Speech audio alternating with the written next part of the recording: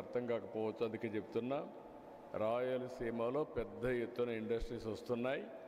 మన కుప్పానికే కాదు, మొత్తం రాయలసీమలో గ్రీన్ ఎనర్జీ ప్లాంట్స్ వస్తున్నాయి. సోలార్, విండ్, పంప్డ్ స్టోరేజ్ వస్తూ ఉంది. అదే మరి ఈరోజే స్టీల్ ప్లాంట్కి ఫౌండేషన్ వేశాను.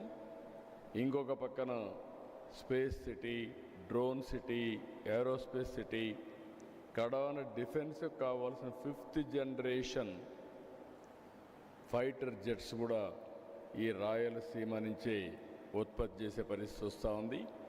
అంతేకాకుండా ఇప్పటికి మీరు చూస్తే రాయలసీమ అలోన్ ఈ ప్రాంతానికి 4,50,000 కోట్ల రూపాయలు పెట్టుబడులు వచ్చాయి. అవన్నీ పనులు ప్రారంభించాం. దగ్గర 4 లక్షల మందికి ఉద్యోగాలు వస్తాయి.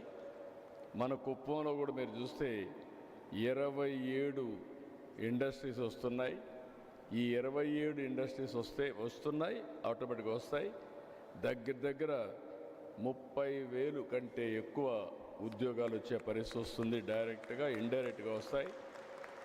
ఇప్పుడు చదువుకున్న వాళ్ళు స్కిల్ డెవలప్మెంట్ చేసుకొని నెక్స్ట్ లెవెల్ మీరు లీడర్షిప్ పోగలిగితే ఆకాశమే హద్దుగా మీరు అభివృద్ధి అయ్యే అవకాశం వస్తుంది.